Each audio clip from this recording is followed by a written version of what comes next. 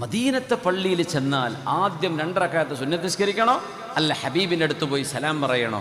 പണ്ഡിതന്മാർക്കിടയിൽ ചർച്ചയുണ്ട്. തഹിയ്യത്തുൽ മസ്ജിദ് നിസ്കരിക്കുകയാണോ വേണ്ടത്? 2 റക്അത്ത് നിസ്കരിച്ചിട്ട് പിന്നെ സലാം പറയാൻ വേണ്ടി ബാബുസലാമിലൂടെ പോയാൽ മതിയോ? അതിന് മഹാന്മാർ കൊടുത്ത, അശ്അരി പണ്ഡിതന്മാർ കൊടുത്ത മറുപടി എന്താണെന്നറിയോ? ഹബീബിൻ്റെ അരികത്ത് ചെല്ലുമ്പോൾ അദബാണ് പാലിക്കേണ്ടത്. ഹുക്മ് അദബിന് വഴിമാറിക്കൊടുക്കും. ശരിക്കും മനസ്സിലാക്കുക, ഹബീബുമായി ബന്ധപ്പെട്ട വിഷയങ്ങളിൽ അദബ് വഴിമാറിക്കൊടുക്കും. നിബിതങ്ങളോടുള്ള മഹബ്ബത്തിന്, തങ്ങളോടുള്ള മഹബ്ബത്താണ് ഹുക്മ് വഴിമാറിക്കൊടുക്കും ഹബീബിനോടുള്ള അദബിന്. നിയമം ഒരുപക്ഷെ ഒരു മസ്ജിദിൽ കയറിയാൽ ആദ്യം തഹിയ്യത്ത് നിസ്കരിക്കുക എന്നാണ് അല്ലേ? നമ്മളൊരു നിക്കാഹ് സദസ്സിലേക്ക് പള്ളിയിലേക്ക് പോവുക, അവിടെ പോയി ഇരിക്കുന്നതിന് മുമ്പ് 2 റക്അത്ത് സുന്നത്ത് തഹിയ്യത്തുൽ മസ്ജിദ് നിസ്കരിച്ചിട്ടിരിക്കുക. അതാണ് അവിടുത്തെ ഹുക്മ്. ഹബീബിന്റെ അരികത്തെത്തുമ്പോൾ ഹുക്മ് വഴിമാറി കൊടുക്കണം അദബിന്. അദബാണ് അവിടെ വേണ്ടത്. എന്നിട്ട് അശ്അരി പണ്ഡിതന്മാർ, ശാഫിഈ മദ്ഹബിലെ ഫുഖഹാക്കളടക്കം മഹാന്മാർ ചർച്ച ചെയ്തുകൊണ്ട് പറഞ്ഞു, ഹബീബിനോടുള്ള അദബ് പാലിക്കുകയാണ് വേണ്ടത്. അങ്ങനെയാണെങ്കിൽ അവിടെ ചെയ്യേണ്ടത് ഹബീബിന്റെ റൗളയുടെ മുമ്പിലേക്ക് ചെന്നിട്ട് അസ്സലാത്തു വസ്സലാമു അലൈക യാ സയ്യിദി യാ റസൂലല്ലാഹ്, അസ്സലാമു അലൈക യാ സയ്യിദി അബൂബക്കർ, അസ്സലാമു അലൈക യാ സയ്യിദി ഉമർ ഇബ്നുൽ ഖത്താബ് റളിയല്ലാഹു അൻഹുമാ. മഹാന്മാരായ ഹബീബിന്റെ സ്വാഹിബൈനിയോട്, സിദ്ദീഖ് എന്നവരോടും ഉമർ എന്നവരോടും പുണ്യനിബിതങ്ങളോടും സലാം പറയണം. എന്തുകൊണ്ട്? മസ്ജിദുൻ നബവിയിൽ ചെന്നാൽ നിസ്കാരത്തിന് 1000 റക്അത്തിന്റെ കൂലിയുണ്ട് എന്ന് പ്രതീക്ഷിച്ചിട്ടാണ് നിങ്ങൾ മസ്ജിദിൽ പോയതെങ്കിൽ ശരിക്കും മനസ്സിലാക്കണം, മസ്ജിദുൻ നബവിയിലേക്ക് നിങ്ങൾ പോകുന്നത്, ചില ആളുകൾക്ക് ഹബീബല്ല വിഷയം, 1000 അല്ലേ, അത് വാരിപ്പോരാം. ആ 1000 എവിടെ നിന്ന് കിട്ടി? അത് 1000 ആവാൻ കാരണമെന്ത്? എന്താ കാരണം? മസ്ജിദി ഹാദാ, എന്റെ ഈ മസ്ജിദ് ഹബീബ് കിടക്കുന്നത് കൊണ്ടാണ് ആ മഹത്വം. ഹബീബ് ഇഷ്ടപ്പെട്ട മസ്ജിദായതുകൊണ്ടാണ് ആ മഹത്വം. അല്ലെങ്കിൽ ഹബീബിന്റെ കൈകൊണ്ട് ഹബീബ് ആദ്യം ഉണ്ടാക്കിയ പള്ളി ഖുബാ മസ്ജിദാണ്, മസ്ജിദ് ഖുബയാണ് ഇസ്ലാമിലെ ആദ്യത്തെ പള്ളി. ഇസ്ലാമിലെന്ന് പറയാൻ തങ്ങളുടെ കൈ കൊണ്ടുണ്ടാക്കിയ ആദ്യത്തെ മസ്ജിദ് ഖുബയാണ്. പക്ഷേ 3 മസ്ജിദുകളിൽ മസ്ജിദ് ഖുബയ്ക്ക് ഇടമില്ല, മസ്ജിദുൻ നബവിക്കാണ് ഇടം. അതെന്തുകൊണ്ടെന്നറിയുമോ? ആ ഷറഫ് കിട്ടിയത്, ആ സ്ഥാനം കിട്ടിയത് ഹബീബ് അവിടെയുണ്ട് എന്നതുകൊണ്ടാണ്. അങ്ങനെയാണെങ്കിൽ നിങ്ങൾക്കൊരാൾ, എത്രയോ പീടികൾ, ഇവിടെ ഒരു ചില്ലാൻ ഗ്രില്ല് കാണുന്നു അല്ലേ? നിങ്ങൾക്ക് ഉദാഹരണം പറയാം, ആരുടെ ഷോപ്പാണെന്ന് എനിക്കറിയില്ല, ക്ഷമിക്കണേ സഹോദരങ്ങളെ. അവിടെ ഒരു ഫുഡ് ഉണ്ടാക്കി വെച്ചിട്ട് നിങ്ങൾ വിളിച്ചിട്ട് പറയാൻ, ദേ നിങ്ങൾക്കിതാ ചില്ലാൻ ഗ്രില്ലിൽ ഒരു ഗ്രില്ല് ഞങ്ങളിവിടെ റെഡിയാക്കി വെച്ചിട്ട് നിങ്ങൾക്ക് ഫ്രീ ആയിട്ട് കൊണ്ടുപോകട്ടോ എന്ന് നിങ്ങൾ ആ ഷോപ്പിൻ്റെ ഉടമ വന്ന് വിളിച്ചിട്ട് അവിടെ മൂപ്പരവിടെ ഇരിക്കുന്നുണ്ട്, ആ ഫുഡ് അവിടെ ഉണ്ട്. ബിദഅകൾ എന്താ ചെയ്യാന്നറിയോ? ആ ഫുഡ് വാങ്ങിപ്പോരും. അതെനിക്ക് വെച്ചതല്ല, എനിക്കുള്ളതല്ല, ഞാൻ അത് കിട്ടേണ്ട ആളല്ലേ. അഹ്ലുസുന്ന എന്ത് ചെയ്യും? ആ ഫുഡ് തൊടുന്നതിൻ്റെ മുമ്പ് ആ മുതലാളിയോട്, മാഷാ അല്ലാഹ് തഖബ്ബൽ അല്ലാഹ്, അല്ലാഹു സ്വീകരിക്കട്ടെ, വലിയൊരു ഉപകാരം നിങ്ങൾ ചെയ്തതിട്ടോ, എനിക്ക് വിശക്കുന്ന നേരത്തൊരു ഭക്ഷണമല്ലേ നിങ്ങൾ തന്നത്, അല്ലാഹ് നിങ്ങൾക്ക് സ്വർഗത്തിന് ഭക്ഷണം തരട്ടെ, എന്നിട്ട് ആ ഭക്ഷണം എടുത്ത് പോരും. അങ്ങനല്ലേ അതിൻ്റെ മര്യാദ. ആ മുതലാളിയെ തിരിഞ്ഞു നോക്കാതെ പ്ലേറ്റ് എടുത്ത് പോരുക ചെയ്യേണ്ടത്? അതല്ലേ ശരിക്കും നടക്കുന്നത്? എന്തുകൊണ്ട് മസ്ജിദുൻ നബവി? അത് ഹബീബുള്ളത് കൊണ്ടാണ്. പുണ്യ നബി തങ്ങൾ അവിടെ ഇല്ലെങ്കിൽ മസ്ജിദുൻ നബവി ഇല്ല. വമസ്ജിദി നിസ്ബത്തുൻ ഇലാ ജസദിഹി ശരീഫ്, ഹബീബിന്റെ പുണ്യ ശരീരത്തിലേക്കാണ് ആ നിസ്ബ. എന്റെ മസ്ജിദ് ലോകത്തുള്ള മണ്ണുകളിൽ, ഭൂമിയിൽ വെച്ച് ഏറ്റവും ശ്രേഷ്ഠമായ ഭൂമി ഏതാ? കെട്ടിടങ്ങളിൽ ഏറ്റവും ശ്രേഷ്ഠമായ കെട്ടിടം കഅബാലയം. നമ്മൾ മനസ്സിലാക്കി. മണ്ണിൽ ഏറ്റവും ശ്രേഷ്ഠമായ മണ്ണേതാ? ഏതാ? പരിശുദ്ധമായ റൗള ഷരീഫ. എന്തുകൊണ്ട്?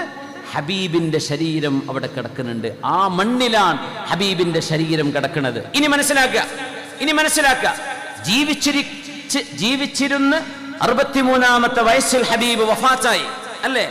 ആ വഫാത്തായ ഹബീബിന്റെ ശരീരം പരിശുദ്ധമായ അൽ ഹുജ്റത്തു ശരീഫയിൽ മറവ് ചെയ്തപ്പോ ആ മണ്ണിലേക്ക് ഹബീബിന്റെ ശരീരം ചേർന്ന് നിന്നപ്പോ ആ മണ്ണാണ് ലോകത്തെ മണ്ണിൽ വെച്ച് ഏറ്റവും വലിയ മണ്ണ് ബിഇജ്മാഇൽ ഉലമാഇ ഖാതിബതൻ. ലോകത്ത് ഒരു പണ്ഡിതനും അതിൽ അഭിപ്രായ വ്യത്യാസമില്ല. അങ്ങനെ ശ്രേഷ്ഠത കിട്ടിയത് ഹബീബ് ആ മണ്ണിലേക്ക് വന്നപ്പോ ആ മണ്ണിന് ശ്രേഷ്ഠത കിട്ടിയിട്ടുണ്ടെങ്കിൽ പുണ്യനബി തങ്ങളുടെ ശരീരവും ആ ശരീരത്തിലെ എല്ലുകളും ആ പുണ്യ ഹബീബിൻ എന്ന് പറയുന്ന കൊച്ചുകുട്ടി ഭ്രൂണമായി ആമിന ബീവിയുടെ ഉദരത്തിൽ രൂപപ്പെടുമ്പോ ആ ഉദരത്തിന്റെ ഉടമയായ ആമിന ബീവി നരകത്തിലാണ് എന്ന് പറയുന്നവന്റെ മണ്ടത്തരം നിങ്ങളൊന്ന് ആലോചിച്ചു നോക്കൂ. ആ ഹബീബ് മണ്ണിലേക്ക് കടന്നപ്പം മണ്ണുകളിൽ വെച്ച് ഏറ്റവും ശ്രേഷ്ഠമായ മണ്ണ. പിന്നെ ആ ഹബീബ് ഉദരത്ത് കടന്നപ്പോ ഹബീബിന്റെ ചോരയും അവിടുത്തെ മാംസവും എല്ലുകളും രൂപപ്പെട്ടത് ആമിന ബിൻത് വഹബ് റളിയല്ലാഹു അൻഹയുടെ ഉദരത്തിലാ. എന്നിട്ട് പറയാ, ഉളുപ്പില്ലാതെ പറയാ, ആ ഗർഭത്തിന്റെ ഉടമയായ ആമിന ബീവി നരകത്തിലാണ്. ആലോചിക്കുന്നുണ്ടോ? ഇതാണ് ബിദ്അത്തിന്റെ വിഷയം. നിങ്ങൾ മനസ്സിലാക്കുന്നുണ്ടോ? ഇത് ഗൗരവമാണ്. നമ്മുടെ അഖീദയാണ് ഈ കളഞ്ഞു കുളിക്കുന്നത്. ഇങ്ങനെ മണ്ണിന് ശ്രേഷ്ഠതയുണ്ടെങ്കിൽ ആമിന ബിൻത് വഹബ് റളിയല്ലാഹു അൻഹയുടെ പുണ്യനബി തങ്ങളുടെ നുത്ഫത്ത് ക്യാരി ചെയ്തു കൊണ്ടുവന്ന അബ്ദുല്ലാഹി ഇബ്നു അബ്ദുൽ മുത്തലിബ് റളിയല്ലാഹു അൻഹു, ആ മഹാനവറുകൾക്ക് സ്ഥാനമുണ്ടാവണ്ടയോ? ഇത് ഏത് കുട്ടിക്ക് മനസ്സിലാവാൻ പ്രയാസമുണ്ട്? ആർക്കാ ഇത് മനസ്സിലാക്കാൻ പ്രയാസം? എന്നിട്ട് ലീഫ്ലെറ്റ് അടിച്ചുവിടും, ഇന്ന അബീ വ അബാക ഫിന്നാർ അസ്തഗ്ഫിറുല്ലാഹ്. നബി തങ്ങളുടെ ഉമ്മാനെ വാപ്പനെ നരകത്ത് പറഞ്ഞേക്കല ചില ആൾക്കാരുടെ ജോലി. അത് നരകത്ത് പറഞ്ഞിങ്ങനെ നടക്കുക. അതാണ് വലിയ വിവരം. റബീഉൽ അവ്വൽ കിട്ടുമ്പോ ഈ വിവരം ഹബീബിനെ വേദനിപ്പിക്കുമോ ഇല്ലയോ? ഈ ഒരു വാക്ക് പറഞ്ഞാൽ ഹബീബ് സന്തോഷിക്കുമോ ഇല്ലയോ? അങ്ങനെ വന്നാൽ ഞാൻ ചോദിക്കട്ടെ, അതിൻ്റെ ഒരു അപകടം. ഞാൻ ആരെയും കുറ്റം പറയാനോ, നാളെ ഏതെങ്കിലും മറ്റു ബിദ്അത്തിന്റെ സംഘടനക്കാർ നാളെ ക്ലിപ്പേറ്റ് വരും. അതിന് മുമ്പ് ഞാൻ പറഞ്ഞ മുഴുവൻ കേൾക്കണം. ക്ലിപ്പ് വീരന്മാരുണ്ടാവും, കട്ട് ചെയ്തിട്ട് അപ്പുറത്തേക്ക് പോകുന്നവർ പറഞ്ഞ് മുഴുവൻ കേൾക്കണം. അത് കേൾക്കാതെ നിങ്ങൾ ഉണ്ടാക്കുക, ദുരുദ്ദേശപരമായിട്ട് ചെയ്യരുത്. ഞാൻ അപേക്ഷിക്കുകയാണ്. കാരണം ഇത് ദീനാണ്. അവർക്ക് ക്ലിപ്പുണ്ടാക്കി ആരെങ്കിലും സബ്സ്ക്രൈബേഴ്സ് കൂട്ടാനുള്ള പരിപാടിയാക്കാരോ ഉദവി ഇങ്ങനെ പറഞ്ഞു നാളെ വരും. ഇപ്പോൾ ഒരുത്തർ കുറിച്ചത് ഉണ്ടാക്കുന്നുണ്ടാവും. ഓൺലൈനിൽ ഇരുന്നിട്ടേ ക്ലിപ്പ് ഉണ്ടാക്കിക്കൊണ്ടിരിക്കുക. നാളെ ചിലവാക്കാൻ എന്തിന്? ഹബീബായ റസൂലുള്ളാഹി തങ്ങളുടെ ലേബിളിൽ പൈസ ഉണ്ടാക്കുക, യൂട്യൂബിൽ പൈസ ഉണ്ടാക്കാൻ വേണ്ടി പച്ച നുണ പറയാ. ഞാനൊരു വാക്ക് പറഞ്ഞിരുന്നു, നബിതങ്ങളോ സ്വഹാബികളോ മൗലിദ ആഘോഷങ്ങൾ ചെയ്തില്ലായിരുന്നു എന്ന് വെച്ചാൽ പോലും അത് ബിദ്അത്ത് സയ്യിഅത്തായി മാറൂല എന്ന് പറഞ്ഞെടുത്ത് അവർ ചെയ്തില്ല എന്നത് ശരി തന്നെയാണ്. അവിടെ മുറിച്ചു. എൻ്റെ സെന്റൻസ് പൂർത്തിയായിട്ടില്ല. അവരിങ്ങനെ നമ്മൾ ചെയ്യുന്ന പോലെ ആഘോഷിച്ചില്ല എന്ന് ശരി എന്ന് വിചാരിച്ച് പിൽക്കാലത്തുണ്ടായ ഒരു നല്ല കാര്യം അത് തെറ്റാണെന്ന് പറയാൻ പാടില്ല എന്നാ പറഞ്ഞു കൊണ്ടുവരുന്നത്. അത് പറയാൻ വിടൂല. അപ്പോഴും കട്ട് ചെയ്യാം. ഓൻ്റെ സ്വാതന്ത്ര്യമാണ്.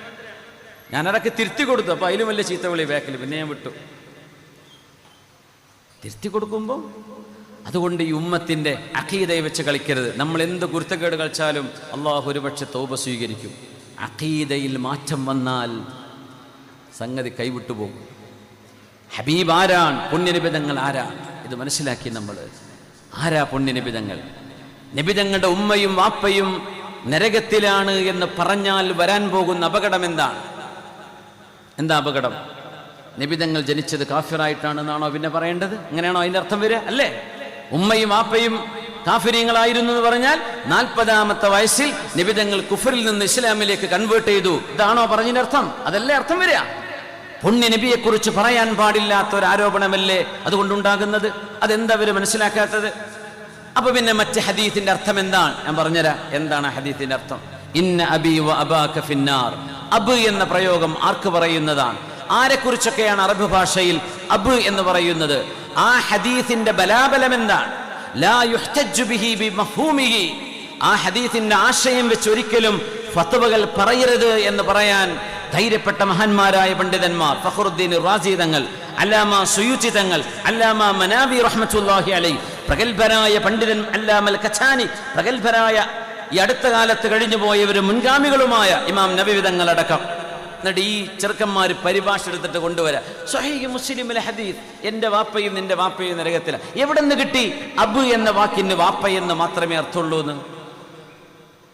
എൻ്റെ എളാപ്പ എന്റെ മൂച്ചാപ്പ അബൂ ത്വാലിബ്. അമ്മ നിബിതങ്ങൾ യതീമാണ്. യതീമുകളെ വളർത്തുന്ന അമ്മമാര് അബു എന്ന് വിളിക്കാറുണ്ട്. ഏതുപോലെ സയ്യിദുന ഇബ്രാഹിം അലൈഹിസ്സലാം അവരുടെ പിതാവിന്റെ സഹോദരനായ ആസർ എന്നവരെ അബു എന്ന് വിളിച്ച പോലെ വാലിദ് എന്ന് പറഞ്ഞ വാപ്പയാണ്. അവിടെ നോ ഡിസ്കഷൻ. അബ് എന്ന് പറഞ്ഞിട്ടുണ്ടോ? എളാപ്പാക്ക് പറയും അബ്, ഖുർആനിൽ തന്നെ തെളിവുണ്ട്. മൂത്താപ്പാക്ക് പറയും, വല്ലിപ്പാക്ക് പറയും അബ്. പക്ഷെ വാലിദ് എന്ന് പറഞ്ഞാൽ അവിടെ വാപ്പയാണ്, ജനനം നൽകിയ വാപ്പയാ. സയ്യിദുന ഇബ്രാഹിം അലൈഹിസ്സലാം അടക്കമുള്ള ഹബീബിന്റെ പരമ്പര ആദം അലൈഹിസ്സലാം വരെ സുരക്ഷിതരായിരുന്നു എന്ന് ഇൻഷാ അല്ലാഹ് നമുക്ക് വഴിയെ മനസ്സിലാക്കാം. ഞാനത് ഒന്ന് സമർത്ഥിക്കാൻ പോവാണ്. ഒന്നുമില്ലത് റബീഉൽ അവ്വലാന്ന് എനിക്ക് തോന്നി, അത് പറയല നല്ലത്.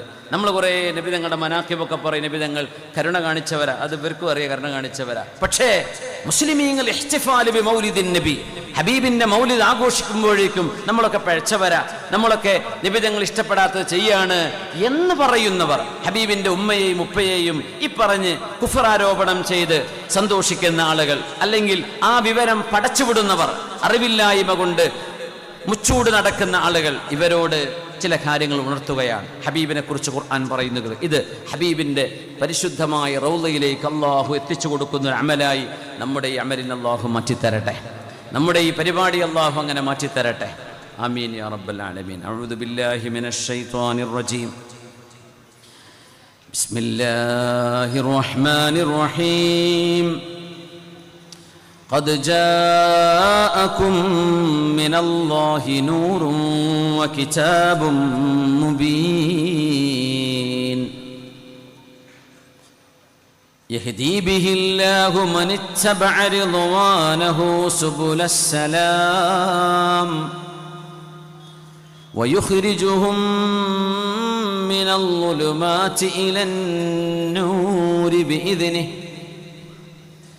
നിങ്ങൾക്കിതാ അല്ലാഹുവിൽ നിന്ന് വന്നിരിക്കുകയാണ് നൂറും കിതാബും മുബീൻ, പ്രകാശവും വ്യക്തമായ ഒരു കിതാബും.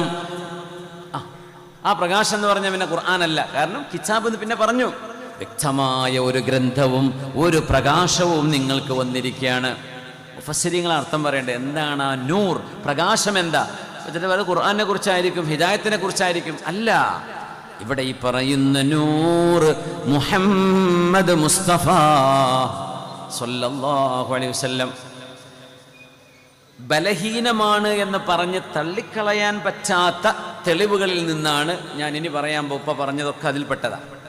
ഏത് ദഈഫാന്ന് പറഞ്ഞിട്ട് പിന്നാലെ കൂടാൻ പറ്റൂല. മൗസൂഖായ പ്രഗത്ഭരായ പണ്ഡിതന്മാർ ആധികാരികമായി ചർച്ച ചെയ്ത വിഷയം. പിന്നെ എല്ലാറ്റിനും മർജിയിലേക്ക് പറയുമ്പോൾ സാധാരണക്കാർക്ക് പ്രയാസം, അത് ഏത് കിതാബിൽ ഏത് ഇമാമ പറഞ്ഞതാ, അത് ഞാൻ സൗകര്യപൂർവ്വം അങ്ങനെ ആവശ്യമുണ്ടെങ്കിൽ ഞാൻ പറഞ്ഞിട്ടുണ്ട്. പക്ഷേ നമുക്ക് കാര്യം മനസ്സിലാക്കാം. എന്തെന്നറിയോ, നമുക്ക് വസ്വാസ് വരരുത്. നമ്മളെ വീട്ടിൽ മൗലിദ പാരായണം എപ്പോഴും കൊല്ലം മുഴുവൻ ചെയ്യണം എന്നാണ് ഞാൻ പറയാം. റബീഉൽ അവ്വൽ പ്രത്യേകിച്ചും നമ്മുടെ മക്കളത് പഠിക്കണം. ഹബീബിന്റെ മനാഖിബുകളാണ് ആ പറയുന്ന സുബ്ഹാനല്ലദി അത്ലഅ ഫീ ശഹീർ റബീഉൽ അവ്വൽ ഖമറ നബിയ്യുൽ ഹുദാ ഫഔജദ നൂറഹു ഖബ്ല ഖൽഖിൽ ആലമി വസമ്മാഹു മുഹമ്മദാ സല്ലല്ലാഹു അലൈഹി വസല്ലം. എന്തൊരു മനോഹരമാണ് ആ പറയുന്നതൊക്കെ. ഇമാം ബൈഹഖി അടക്കം, ഇമാം അബ്ദുർ റസാഖ് തങ്ങളടക്കം, ഇമാം പ്രഗത്ഭരായ ഹദീത്ത് പണ്ഡിതന്മാർ അവരുടെ മുസ്നദുകളിലും മുസന്നഫുകളിലും സ്വഹീഹുകളിലുമൊക്കെ, ഇമാം തുർമിദി അടക്കം, ഇമാം ഹാക്കിം എന്നവർ, ഇവരൊക്കെ ഉദ്ധരിച്ച സ്വഹീഹായ സനദുകളുള്ള ഹദീത്തുകളാണ് ആ മൗലിദിന്റെ കിതാബിലുള്ളത്. എന്നിട്ട് വെറുതെ ഉമ്മത്തിനെ വെറുതെ പറഞ്ഞിട്ട് ഇടങ്ങാറാക്കുക. ഖദ് ജാഅകും മിനല്ലാഹ്, അല്ലാഹുവിൽ നിന്ന് നിങ്ങൾക്കിതാ വന്നിരിക്കുന്നു നൂർ, പ്രകാശം വന്നിരിക്കുന്നു. ആ പ്രകാശം ആരാണ്? മുഹമ്മദ് മുസ്തഫ സല്ലല്ലാഹു. ഹബീബ് നൂറാണ്, അത് പ്രകാശമാണ്. വകിതാബും മുബീൻ, പരിശുദ്ധ ഖുർആൻ. ഒന്ന് ഹബീബായ റസൂലാണ്, ഒന്ന് ഖുർആനാണ്. അള്ളാഹുവിലേക്ക് വസീല വേണ്ടെന്ന് പറയുന്നവര്, അള്ളാഹുവിന് നമ്മൾക്കുമിടയിൽ എന്തിനാണ് ഒരു മീഡിയേറ്റർ എന്ന് പറയുന്നവർ, നിങ്ങൾക്ക് അള്ളാഹുവിനെ അള്ളാഹു പരിചയപ്പെടുത്തിയത് ഈ മീഡിയേറ്റർ വഴിയാണല്ലോ. ഒറ്റ കിട്ടിയതല്ലല്ലോ. ഹിറാ ഗുഹയിൽ പോയി നിങ്ങൾ ഇരുന്നതാണോ? നിങ്ങൾക്കാണോ വഹി വന്നത്? ഇല്ല. അള്ളാഹുവിന്റെ ഈ വഹി ഒരു വസീത മുഖാന്തിരമാണ് നിങ്ങൾക്ക് ലഭിച്ചത്. ആ വസീലയാണ്, ആ വാസിതത്താണ് ബൈനനാ വ ബൈനല്ലാഹ്. ആ വാസിതയാണ് മുഹമ്മദ് റസൂലുള്ളാഹ് സ്വല്ലല്ലാഹു അലൈഹി വസല്ലം. തവസ്സുൽ ചെയ്യാൻ പറ്റുമെന്ന് പറയും. എന്തുകൊണ്ട്? അവർ പറയും എന്താണ് തവസ്സുല്? അമാലുകൾ കൊണ്ട് തവസ്സുൽ ചെയ്യാം. നോമ്പ്, നിസ്കാരം, ഇതൊക്കെ തവസ്സുൽ ചെയ്യാം. സ്വതക്ക, അതുകൊണ്ടൊക്കെ തവസ്സുൽ ചെയ്യാം. എന്നാൽ അഷ്ഖാസ് കൊണ്ട്, മഹാന്മാരെ കൊണ്ട് അത് പ്രശ്നമാണെന്ന് പറയും.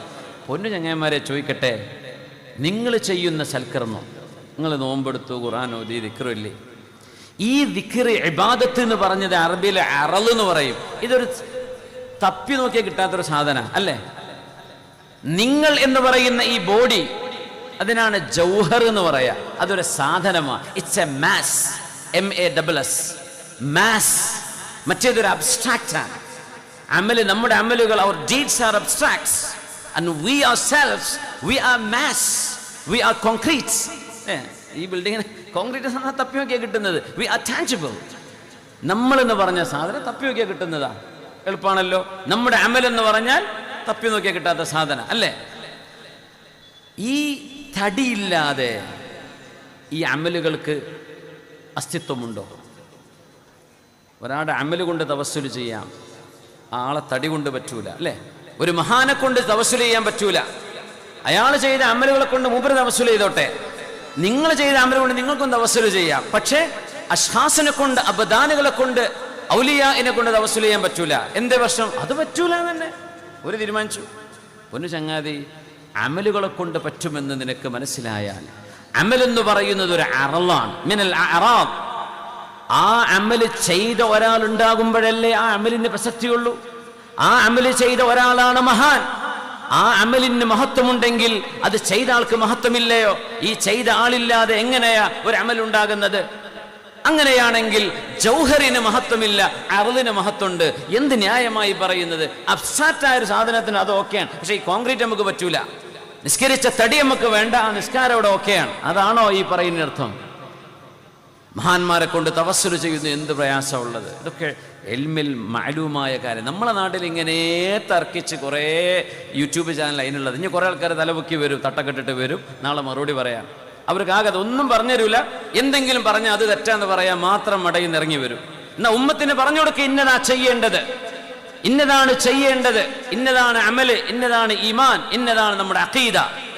ഒന്നും ഉണ്ടാൻ വരില്ല. ആരെങ്കിലും പറഞ്ഞു അപ്പം ഇറങ്ങി വന്ന് ആ പറഞ്ഞത് തെറ്റാണ്, അതുപോലെ പോയും ചെയ്ത്. എന്നിട്ട് നാട്ടുകാർ മുഴുവൻ അടങ്ങ പഠിച്ച റബ്ബത് ഏതപ്പ ശരി, ഈ മൂല്യര് പറഞ്ഞതാണോ ഈ മൂല്യര് പറഞ്ഞതാണോ? വസ്വാസായോ? പ്രയാസമല്ലേ ഇത്? ഞാൻ ആ വിഷയത്തിലേക്ക് പിന്നെ വരാം, നമ്മുടെ ഇപ്പോഴത്തെ ഭാഗമല്ല. പക്ഷെ ഞാൻ സൂചിപ്പിക്കുകയാണ്, പുണ്യനിബിധങ്ങൾ എന്ന് പറയുന്ന ഹബീബിന്റെ ജസദ് ബിജാഹിൻ നബിയ്യി വബിൻ നബിയ്യി സ്വല്ലല്ലാഹു അലൈഹി വസല്ലം, ഹബീബിന്റെ ബദനു ഷരീഫ് കൊണ്ടും ഹബീബിന്റെ ജാഹു കൊണ്ടും തവസ്സുൽ ചെയ്യണമെന്ന് പഠിപ്പിച്ചവരാ നമ്മുടെ അശ്അരിയായ പണ്ഡിതന്മാർ, ഷാഫിഈ മദ്ഹബിന്റെ ഇമാമിയങ്ങൾ. നിങ്ങൾ വേറെ ഏതെങ്കിലും മദ്ഹബ ചർച്ചയെങ്കിൽ ഇവിടെ കൊണ്ടുവരണ്ട. കേരളത്തിലെ മുസ്ലിമീങ്ങൾ ബഹുഭൂരിഭാഗം ഷാഫിഈ മദ്ഹബനുസരിച്ച് ജീവിക്കുന്നവരാണ്. അവരോട് ആ മദ്ഹബിന്റെ കാര്യം പറഞ്ഞ് സംസാരിക്കാൻ വരി അല്ലേ? നിങ്ങൾ ഗൾഫിലൊന്നല്ലല്ലോ, വേറെ നാട്ടിലൊന്നും അല്ലല്ലോ. അവിടെ പിന്നെ പല ആൾക്കാരുണ്ടാവും, തമിഴ്നാട്ടുകാരുണ്ടാവും, കർണാടകക്കാരുണ്ടാവും, ഹനഫികളുണ്ടാവും, പല മദ്ഹബുകാരുണ്ടാവും. ഇവിടെ സംസാരിക്കുമ്പോൾ മുസ്ലിം ഉമ്മത്തിന്റെ ബഹുഭൂരിപക്ഷം അവർ അംഗീകരിക്കുന്ന മദ്ഹബ് ഷാഫിഈ മദ്ഹബാണ്. ഷാഫിഈ മദ്ഹബിൽ നിന്നുകൊണ്ടുള്ള പണ്ഡിതന്മാരുടെ വീക്ഷണത്തിലേക്കാണ് നമ്മൾ കടന്നു പോകുന്നത്. ഖദ് ജാഅകും മിനല്ലാഹി നൂറുൻ വകിതാബും മുബീൻ യഹ്ദീ ബിഹില്ലാഹു മൻ ഇത്തബഅ റിദ്വാനഹു സുബുലസ്സലാം. യഹ്ദീ ബിഹില്ലാഹ്, കിതാബും പറഞ്ഞു, റസൂലുള്ളാഹിയും പറഞ്ഞു. പക്ഷേ അതിനുശേഷം പറയുന്നത് ബിഹി, അതുകൊണ്ട്. ഏതുകൊണ്ട്? രണ്ടെണ്ണം ഉണ്ടല്ലോ അവിടെ, പക്ഷെ ഒന്നാ പറയണത്. രണ്ടും ഒരുമിച്ച് മനസ്സിലാക്കേണ്ട കാര്യമാണ്. ലാ ഇലാഹ ഇല്ലല്ലാഹ് മുഹമ്മദുർ റസൂലുള്ളാഹ്. ഹബീബ് അള്ളാഹിന്റെ അടിമയാണ്, ഇത് അല്ലാഹു ജല്ല ജലാലുഹു. പക്ഷെ ഈ അബ്ദിന് അല്ലാഹു റബ്ബുൽ ഇസ്സത്ത് ഞാൻ ഇലാഹാണെന്ന് അംഗീകരിക്കുന്നതോടുകൂടെ എൻ്റെ അബ്ദും റസൂലുമായ മുഹമ്മദ് മുസ്തഫ സല്ലല്ലാഹു അലൈഹി വസല്ലം അള്ളാഹിന്റെ റസൂലാണെന്ന് അംഗീകരിച്ചെങ്കിൽ മാത്രമേ ഞാൻ നിനക്ക് സ്വർഗം വാഗ്ദാനം ചെയ്യുന്നുള്ളൂ. അല്ലേ? അല്ലാതെ ഒരു ഇലാഹില്ല എന്നൊരാൾ പറഞ്ഞു, ഇസ്ലാമിലേക്ക് വരാൻ കഴിയൂല. എന്തുകൂടെ പറയണം? വ മുഹമ്മദുൻ റസൂലുള്ളാഹ്. സ്വല്ലല്ലാഹു അലൈഹി വസല്ലം. ഇത് പറയുമ്പോൾ തന്നെ ഷിർക്കാവും. ഒരു അള്ളാഹ് എന്ന പേരും മെഹ്റാബിൽ ഇപ്പുറത്ത് റസൂലുള്ളാഹിനെ വെച്ചാൽ അവിടെ രണ്ടിടത്തും അള്ളാഹ് എന്ന് വെച്ചാൽ മതി. രണ്ടല്ല ഉണ്ടോ? ഹബീബായ തങ്ങളുടെ പേരിവിടെ വെക്കുമ്പോഴേക്കും ബേജാറ്. ഇനി എന്തൊക്കെ കാണാൻ പോകുന്നുണ്ടെന്നാ. ഇങ്ങനെ ഇബ്ലീസ് നമ്മുടെ അഖീദയെ ഫസാദാക്കാൻ എന്തൊക്കെ വേഷത്തിലും എന്തൊക്കെ ലേബിളിലും ഇറങ്ങുന്നുണ്ടെന്നാണ്. അള്ളാഹു കാത്തുരക്ഷിക്കട്ടെ, അള്ളാഹു കാത്തുരക്ഷിക്കട്ടെ. യഹ്ദീ ബിഹില്ലാഹു മൻ ഇത്തബഅ റിദ്വാനഹു സുബുലസ്സലാം. അള്ളാഹുവിൻ്റെയും ഹബീബിൻ്റെയും പരിശുദ്ധമായ വഴികളിലൂടെ കടന്നു പോകുന്നവർ, അവർക്ക് അല്ലാഹു സമാധാനത്തിൻ്റെ വഴികൾ ഇങ്ങനെ തുറന്നു കൊടുക്കും. സുബുലസ്സലാം. 4 മദ്ഹബുകൾ വന്നത് എങ്ങനെയാ? സലാമിൻ്റെ വഴികളാണത്. രക്ഷയുടെ 4 മാർഗങ്ങളാണ് നമ്മുടെ അറിവിൽ. ഇപ്പകട് വാഹിരി മദ്ഹബുണ്ട്, വേറെ ഈ മദ്ഹബുകൾ ഉണ്ടായിരുന്നു. പക്ഷെ ഇന്ന് നിലവിലുള്ള മൗസൂഖായ മുദവ്വനായ 4 മദ്ഹബുകൾ സുബുലുസ്സലാം, രക്ഷയിലേക്കുള്ള വഴികളാണ്. ഒന്ന് മറ്റൊന്നിനെ തെറ്റെന്ന് പറയില്ല, 4ഉം ശരിയാണ്. وَيُخْرِجُهُم مِّنَ الظُّلُمَاتِ إِلَى النُّورِ بِإِذْنِهِ. ളുൽമത്തുകളിൽ നിന്ന് പ്രകാശത്തിലേക്ക് അല്ലാഹു വഴി നടത്തുന്നതും എൻ്റെ ഹബീബിനെയും എൻ്റെ കിതാബിനെയും അംഗീകരിക്കുന്നവർക്കാണ്. ആ പ്രകാശമാണ് ഈ റബീഉൽ അവ്വൽ 12-ന്. അപ്പൊ അഭിപ്രായ വ്യത്യാസങ്ങൾ ഉണ്ടാവും. എവിടെ അഭിപ്രായ വ്യത്യാസം ഇല്ലാത്തത്? അത് റബീഉൽ അവ്വൽ 12-നാണോ 11-നാണോ 10-നാണോ അല്ല വേറെ വല്ല മാസത്തിലാണോ? അഭിപ്രായ വ്യത്യാസങ്ങൾ പണ്ഡിത ലോകത്ത് കടന്ന ഒരുപാടുണ്ട്. പ്രബലമായ അഭിപ്രായം ഏതാ? അത് റബീഉൽ അവ്വൽ 12. പിന്നെ അവിടെ നിൽക്കുക, എന്നിട്ട് വസ്വാസം ഉണ്ടാക്കാൻ ഒരുത്തം വന്ന് വീഡിയോ ഉണ്ടാക്കും. റബീഉൽ അവ്വൽ 12-ന് അങ്ങനെയൊന്നും വലിയ ഉറപ്പൊന്നുമില്ല, ഇപ്പുറത്ത് വേറെ മാസത്ത് റമളാനിൽ ജനിച്ചു ഇങ്ങനെയൊക്കെ പറഞ്ഞാൽ എന്ത് ചെയ്യും? എന്നിട്ട് വസ്വാസാക്കുക. സുബ്ഹാനല്ലാഹ്. റബീഉൽ അവ്വൽ 12 എന്ന് പറയുന്ന ഥാനി അശ്റ മിൻ റബീഉൽ അവ്വൽ, അതിൽ യൗമുൽ ഇത്നൈൻ, അതൊരു തിങ്കളാഴ്ച ദിവസമായിരുന്നു. സുഇല നബി സ്വല്ലല്ലാഹു അലൈഹി വസല്ലം അൻ സൗമി യൗമി ഇത്നൈൻ.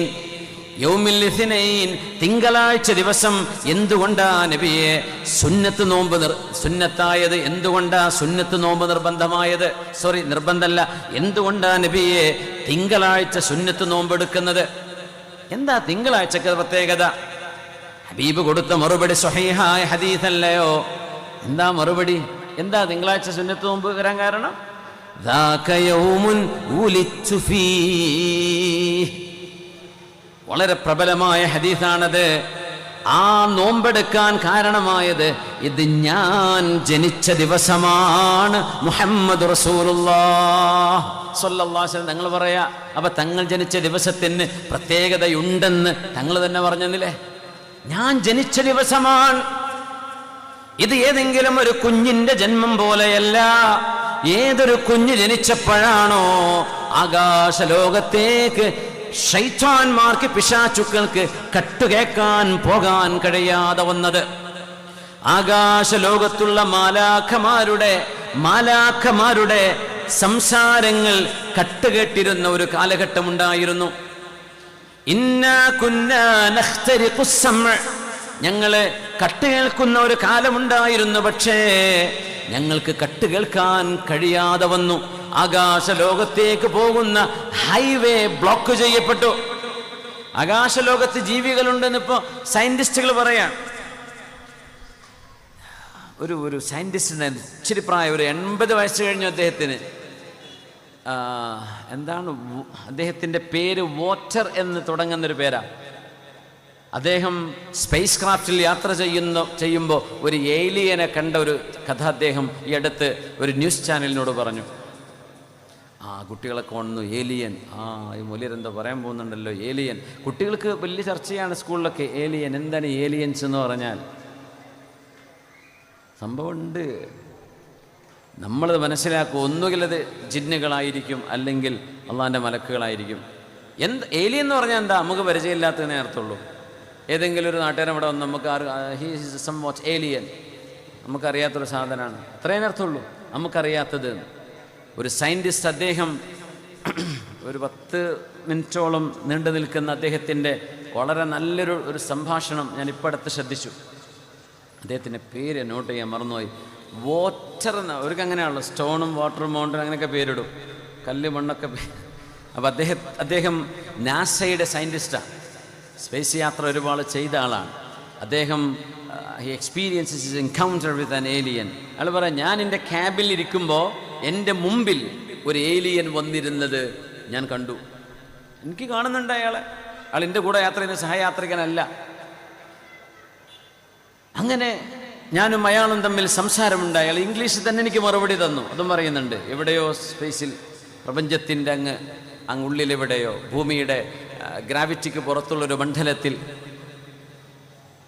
ഈ പറയുന്ന സയൻറ്റിസ്റ്റ് ഇത് പറയുമ്പോൾ 80 വയസ്സ് അയാൾക്ക് കഴിഞ്ഞിട്ടുണ്ട്. അയാൾ പറയാം, എനിക്കൊരിക്കലും മറക്കാൻ കഴിയാത്തൊരു അനുഭവമാണ്. അങ്ങനെ അദ്ദേഹം ഞങ്ങളോട് ചോദിച്ചു, നിങ്ങൾ എന്തിനാ ഇവിടെ ചുറ്റിക്കറങ്ങണമെന്ന് ചോദിച്ചു. ഞാൻ പറഞ്ഞു, ഞങ്ങൾ എക്സ്പ്ലോർ ചെയ്യാം. അപ്പം നിങ്ങൾ ആരാന്ന് ചോദിച്ചു. അപ്പം പേരൊന്നും പറഞ്ഞില്ല എന്ന് പറഞ്ഞു. നിങ്ങൾക്ക് എന്താ അറിയേണ്ടതെന്ന് ചോദിച്ചു. അപ്പം ഇയാൾ പറഞ്ഞു, പ്രോക്സിമ സെഞ്ചുറി എന്ന് പറയുന്ന നക്ഷത്രത്തിലേക്ക്, സൂര്യൻ കഴിഞ്ഞാൽ പിന്നെ തൊട്ടടുത്ത് നമുക്ക് സൂര്യനോട് അടുത്ത് കിടക്കുന്ന നക്ഷത്രം അതാണ് പ്രോക്സിമ സെഞ്ചുറി. പ്രോക്സിമ സെഞ്ചുറിക്ക് നിങ്ങൾക്ക് എത്ര പെട്ടെന്ന് എത്താൻ പറ്റുമെന്ന് ഞാൻ ചോദിച്ചു അയാളോട്. മുഖം തരുന്നില്ല, പക്ഷെ അയാൾ മറുപടി തന്നു, ഞങ്ങൾ നിങ്ങളെപ്പോലെയല്ല, ഞങ്ങൾക്ക് ഈ ഫിസിക്കൽ ഡൈമെൻഷൻസ് ഞങ്ങൾക്ക് ബാധകമല്ല, ഞങ്ങൾ പെട്ടെന്ന് എത്തുന്നു. ഇതിൻ്റെ ഭാഗമല്ലേ, പക്ഷെ ഞാനത് ഒരു ഇൽമല്ലേ, ഇനിയിപ്പോൾ ഇത് അടുത്ത സ്ഥലത്ത് പറയാൻ പറ്റൂല. അപ്പോൾ നിങ്ങൾക്ക് പറഞ്ഞുതരാം, ഞാൻ മറക്കുന്നതിൻ്റെ മുമ്പ് കുട്ടികൾക്ക് മനസ്സിലാക്കുക. ഒമാ ബസ്സ ഫീഹിമാ മിൻ ദാബ്ബ, ആകാശലോകങ്ങളെ പറഞ്ഞെടുത്ത് ഖുർആൻ പറഞ്ഞു, ഭൂമിക്കും ആകാശങ്ങൾക്കും ഇടയിൽ ജീവജാലങ്ങളുണ്ട്, ദാബ്ബത്തുകളുണ്ട്. ജീവനുള്ള വസ്തുക്കൾക്ക് ദാബ്ബത്ത് എന്ന് പറയാം.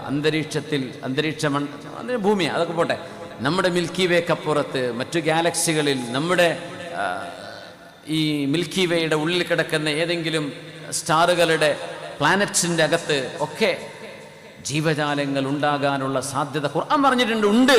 വമാ ബസ്സ ഫീഹിമാ മിൻ ദാബ്ബ, ആകാശലോകങ്ങളിലെ നക്ഷത്ര താര സമൂഹങ്ങൾക്കിടയിലൊക്കെ അള്ളാഹു വിതറി വെച്ച ജീവജാലങ്ങൾ ഖുർആൻ പറയാ. ചെറിയൊരു ആയത്താണത്. ഒരു ആയത്തിന്റെ വമാ ബസ്സ ഫീഹിമാ, ഈ ഹിമ എന്ന് പറഞ്ഞ ഒരു രണ്ടിനെ സൂചിപ്പിക്കുന്ന ലമീർ, ഡ്യുവൽ പ്രൊനൗൺ, ആ ഒരൊറ്റ 3 അക്ഷരം കൊണ്ടാണ് പ്രപഞ്ചത്തിൽ ജീവജാലങ്ങളുണ്ട് എന്ന് ഖുർആൻ പഠിപ്പിക്കുന്നത്. 3 അക്ഷരം അള്ളാഹു ഉപയോഗിച്ചിട്ടുള്ളൂ. ആ ബസ്സ ഫീഹ എന്ന് പറഞ്ഞാൽ നമ്മൾ അവിടെ ഏതെങ്കിലും ഭൂമിയിൽ അല്ലെങ്കിൽ എവിടെയെങ്കിലും അത്രേ അർത്ഥം വരുള്ളൂ. പക്ഷേ ഫീഹിമ, ഭൂമിയിൽ ജീവികളുള്ള പോലെ പ്രപഞ്ചത്തിലെല്ലായിടത്തും ജീവജാലങ്ങളുണ്ട്. ചിലതിനൊക്കെ ഏലി എന്ന് വിളിക്കേണ്ടി വരും, പിന്നെ ചിലതിനെ കോലി എന്ന് വിളിക്കേണ്ടി വരും, ഏതെങ്കിലും ജീലി എന്നോ പല പേരിട്ട് വിളിക്കേണ്ടി വരും. ഇനി പല കോലത്തിലും കാണാൻ തുടങ്ങും. ഇദ്ദേഹം ചോദിച്ച ചോദ്യം ഭയങ്കര പ്രസക്തമാണ്. അയാൾ സയന്റിസ്റ്റ് അല്ലേ? അയാൾ പറയും, നമ്മൾ ചൊവ്വ എത്ര അടുത്താന്നാ? 200 ബില്യൺ പ്രകാശവർഷങ്ങൾക്കപ്പുറം കിടക്കുന്ന ലോകങ്ങളെ കുറിച്ചാണ് ഇപ്പൊ നാസ കഴിഞ്ഞ ആഴ്ചയിൽ നടത്തിയ പഠനം. 200 ബില്യൺ പ്രകാശവർഷം. ഒരു പ്രകാശവർഷം തന്നെ എത്ര കോടി ട്രില്യൺ കിലോമീറ്റർ ആണെന്ന് പറയാൻ കഴിയും. എനിക്കറിയില്ല, അതിന് കണക്കുണ്ട്. അത്രയും കിലോമീറ്ററുകൾ 200 ബില്യൺ വർഷങ്ങൾ കടന്നുപോയാൽ 3 ലക്ഷം കിലോമീറ്റർ സെക്കൻഡിൽ സഞ്ചരിക്കുന്ന ഈ പ്രകാശം 200 ബില്യൺ കൊല്ലങ്ങൾ സഞ്ചരിച്ചാൽ എത്തുന്ന ദൂരം. ഫലാ ഉഖ്സിമു ബിമവാഖിഇൻ നുജൂം, നക്ഷത്രങ്ങളുടെ സ്ഥാനങ്ങളെ തന്നെയാണ് സത്യം. അല്ലാഹു പറയാ, വഇന്നഹു ലഖസമുൻ ലൗ തഅലമൂന അദീം, അല്ലാഹ് ഈ ചെയ്യുന്ന സത്യം ഒരു ഭയങ്കര സംഭവാട്ടോ. നിങ്ങൾക്ക് സയൻസ് അറിയുമെങ്കിൽ നിങ്ങൾക്കത് മനസ്സിലാവും. എൻ്റെ ഒരർത്ഥം അതാ, ലൗ തഅലമൂന, ഇൽം എന്ന് പറഞ്ഞാൽ സയൻസ് എന്നർത്ഥം. ലൗ തഅലമൂന അദീം, it's a great oath, it's a great vow if you know the exact meaning of what it means. അള്ളാഹു പറയുന്ന ഈ ഒരു by the stations of the stars, നക്ഷത്രങ്ങൾ നിൽക്കുന്ന സ്ഥലങ്ങൾ. അപ്പോൾ ഈ സയന്റിസ്റ്റിന് ഭയങ്കരമായ ക്യൂരിയോസിറ്റി. പ്രോക്സിമ സെഞ്ചുറി എന്ന് പറയുന്ന ഈ സൂര്യൻ്റെ അടുത്ത് കിടക്കുന്ന നക്ഷത്രത്തിലേക്ക് ഏലിയനോട് ചോദിച്ചാൽ നീ എത്ര പെട്ടെന്ന് എത്തുന്നു പറഞ്ഞു. നിങ്ങൾ ഈ കിലോമീറ്റർ വെച്ച് അപ്പോൾ എങ്ങോട്ട് ചോദിച്ചു, നിങ്ങൾക്ക് എത്ര കൊല്ലം എടുക്കുന്നു? അപ്പോൾ ഇയാൾ എന്തോ കാൽക്കുലേറ്റ് ചെയ്ത് പറഞ്ഞു കൊടുത്തു, ഞങ്ങൾക്ക് ഇത്ര മില്യൺ കൊല്ലങ്ങൾ എടുക്കും അവിടേക്ക് എത്താൻ. ഇത്ര മില്യൺ, 1 മില്യൺ 10 ലക്ഷം, എത്രയോ മില്യൺ ലൈറ്റ് ഇയേഴ്സ് എടുക്കും ഞങ്ങൾക്ക് എത്താൻ. നടക്കൂല, നിനക്ക് എത്ര പെട്ടെന്ന്? അദ്ദേഹം ഒരു ക്യൂബ് ഉണ്ടല്ലോ നമ്മുടെ, അങ്ങനെ കുട്ടികൾ തിരിച്ചു കളിക്കുന്ന സാധനം, ആ ക്യൂബ് എന്തെന്ന് പറയല്ലേ, എന്ത് ക്യൂബാന്ന് പറയാം? Rubik cube. കളിക്കല്ലേ? Rubik's cube. ഈ റൂബിക്സ് ക്യൂബ് എടുത്തിട്ട് ഇങ്ങനെ മാറ്റിയിട്ട് ഇങ്ങനെ ഷഫിൾ ചെയ്യുമല്ലോ, അതിലിങ്ങനെ മാറ്റി തിരിച്ചിട്ട് ഇങ്ങനെ അതിൻ്റെ കളറൊക്കെ ശരിക്കാക്കി. അതൊരു ടെക്നിക്കാണ്, ചില കുട്ടികൾ പെട്ടെന്ന് ചെയ്യും. എങ്ങനെ ഡിസ്മാൻഡിൽ ചെയ്താലും അവരതങ്ങനെ നോർമലിലേക്ക് ആക്കി തരും. ആ റൂബിക്സ് ക്യൂബിനെ കുറിച്ചാണ് ഈ ഏലിയൻ പറഞ്ഞു കൊടുത്തത്. അതൊക്കെ എങ്ങനെ ആ ഏലിയനും, അതൊരു ജിന്നായിരിക്കാം, ഒരു മലക്കായിരിക്കാം, അള്ളാഹു അല, നമുക്കറിയില്ല. പക്ഷെ ഒരു ഏലിയനെ കണ്ടു, ഒരു സയൻറ്റിസ്റ്റ് പറയാണ്. ഇത് ഏതെങ്കിലും നമ്മളെപ്പോലത്തെ ആൾക്കാർ പറഞ്ഞാൽ ആരും വിശ്വസിക്കൂല. സയൻറ്റിസ്റ്റ് പറഞ്ഞാൽ പിന്നെ അത് തെളിവാണല്ലോ. പിന്നെ ചില ആൾക്കാർക്ക് ബുഖാരി മുസ്ലിം എന്നൊക്കെ പറഞ്ഞ സയൻസാണ്. അപ്പം അദ്ദേഹം പറയാണ്, ഈ ഏലിയൻ എന്നോട് പറയാണ്, നിങ്ങൾ ഈ റുബിക്സ് ക്യൂബ് ഇങ്ങനെ തിരിക്കണ പോലെ ഇവിടെ കിടക്കുന്ന കോടിക്കണക്കിന് പ്രകാശപ്പുറത്തുള്ള ഈ സാധനം നിങ്ങൾ മനുഷ്യർ ഇങ്ങനെയാണ് യാത്ര ചെയ്യുന്നത്. ഞങ്ങൾ ടൈം ആൻഡ് സ്പേസിനെ ലിമിറ്റ് ചെയ്യും. ഞങ്ങൾ ഈ റുബിക്സ് ക്യൂബ് തിരിക്കണ പോലെ ഇവിടെ കിടക്കുന്ന സാധനത്തെ ഞങ്ങൾ അടുത്തേക്ക് വരുത്തുകയാണ് ചെയ്യുന്നത്. അദ്ദേഹം പറഞ്ഞു, ഈ പറഞ്ഞതിൻ്റെ മാന എനിക്കിതുവരെ മനസ്സിലായില്ല. എൻ്റെ സ്പേസ് യാത്രയിൽ ഒരുപാട് അത്ഭുതം കണ്ടിട്ടുണ്ട്. പക്ഷേ ഇങ്ങനൊരു ഏലിയനെ കണ്ടുമുട്ടിയതും അയാളുമായി സംസാരിച്ചതും, പ്രപഞ്ചത്തിൽ അവർ സഞ്ചരിക്കുന്ന ദൂരം മനുഷ്യനെ പോലെ അവർക്ക് ടൈം എടുക്കുന്നില്ല. നമുക്കറിയാലോ, സയ്യിദുനാ ജിബ്രീൽ അലൈഹിസ്സലാം മിൻ ഫൗഖി സബ്ഇ സമാവാത്ത്, 7 ആകാശങ്ങൾക്കപ്പുറത്ത് നിന്ന് മദീനയിൽ വന്ന് പോകുന്നത് ഒരു ദിവസം എത്രയോ തവണ ജിബ്രീൽ തങ്ങൾ വന്നു പോകുന്നുണ്ട്. അപ്പോൾ എന്തായിരിക്കും ആ യാത്ര? ഈ ക്യൂബ് ഇങ്ങനെ തിരിക്കണ പോലെ ഞങ്ങൾക്ക് അത്രയേ വേണ്ടൂ, നിങ്ങൾ ഇങ്ങനെ പോവല്ലേ, ഞങ്ങൾ ആ സാധനത്തെ ഇങ്ങോട്ട് കൊണ്ടുവരാൻ എന്നാണ് അയാൾ കൊടുത്ത മറുപടി. അതൊന്നും ജിബ്രീൽ തങ്ങളുടെ യാത്ര അങ്ങനെയാണെന്ന് ഞാൻ പറയുകയല്ല. അവർക്ക് സമയമെടുക്കാതെ യാത്ര ചെയ്യുന്നുണ്ട്. ഈ ബില്യൺ ലൈറ്റേഴ്സ് ഒക്കെ മനുഷ്യർക്കേ വേണ്ടൂ, ഈ പ്രപഞ്ചത്തിലെ മറ്റു ജീവജാലങ്ങൾക്ക് അതിൻ്റെയൊന്നും ആവശ്യമില്ല. അവർക്കത് ഒരു പക്ഷേ മട്ടന്നൂർ അങ്ങാടി പോയി വരുന്ന ദൂരെ ഉണ്ടാവുള്ളൂ, പാലോട്ട് പള്ളിയിൽ നിന്ന്, അത്രേ അവർക്ക് ഉണ്ടാവുള്ളൂ. നിങ്ങൾക്കത് ദൂരമാണ്. സുബ്ഹാനല്ലാഹ്. ഞാൻ പറഞ്ഞത്, ജിന്നുകളും പിശാചുക്കളും ആകാശ ലോകത്ത് പോയി കട്ടുകെട്ടിരുന്നൊരു കാലഘട്ടമുണ്ടായിരുന്നു ഹബീബ് ജനിക്കുന്നത് വരെ. പുണ്യനബി ജനിച്ച അന്നു മുതൽ ആകാശ ലോകത്തേക്ക് അവർക്ക് പെനിട്രേറ്റ് ചെയ്യാൻ കഴിയാതെ വന്നു. അതാരുടെ ജനനം കൊണ്ടാണെന്നറിയുമോ? മുഹമ്മദ് മുസ്തഫ സ്വല്ലല്ലാഹു. ഏതെങ്കിലും കുട്ടി ജനിച്ചിട്ട് അങ്ങനെ ഉണ്ടായിട്ടുണ്ടോ ലോകത്ത്? ജിന്നുകളത് വിളിച്ചു പറഞ്ഞു. സൂറത്തുൽ ജിന്ന്, ജിന്നുകൾ സംസാരിച്ചത് വിശുദ്ധ ഖുർആനിൽ അവതരിപ്പിച്ചത്. അവര് പറയാ, ഞങ്ങൾക്ക് ഇങ്ങനെ ഒരു സംഭവം ഉണ്ടായിട്ടുണ്ട്, ഞങ്ങൾക്ക് മേലോട്ട് പോകാൻ കഴിയാതെ വന്നു. പിന്നെ മനസ്സിലായത്, ഉലിദ ബി മക്കത മൗലൂദ്, മക്കയിലൊരു വിശേഷപ്പെട്ട ഒരു കുട്ടി ജനിച്ചിട്ടുണ്ട്, ആ കുട്ടിയുടെ ജനനമാണ് അതിന് കാരണമെന്ന് ഞങ്ങൾക്ക് ബോധ്യപ്പെട്ടു എന്ന് ജിന്നുകൾ. ഹബീബായ റസൂലുള്ളാഹി സ്വല്ലല്ലാഹു അലൈഹി വസല്ലമ തങ്ങളുടെ ജനനം നടക്കുമ്പോൾ ലോകത്തെ എല്ലാ ബിംബങ്ങളും തലകുത്തി വീണിട്ടുണ്ട്. ബിംബാരാധന നടന്നിരുന്ന ഗ്രീക്കിലടക്കം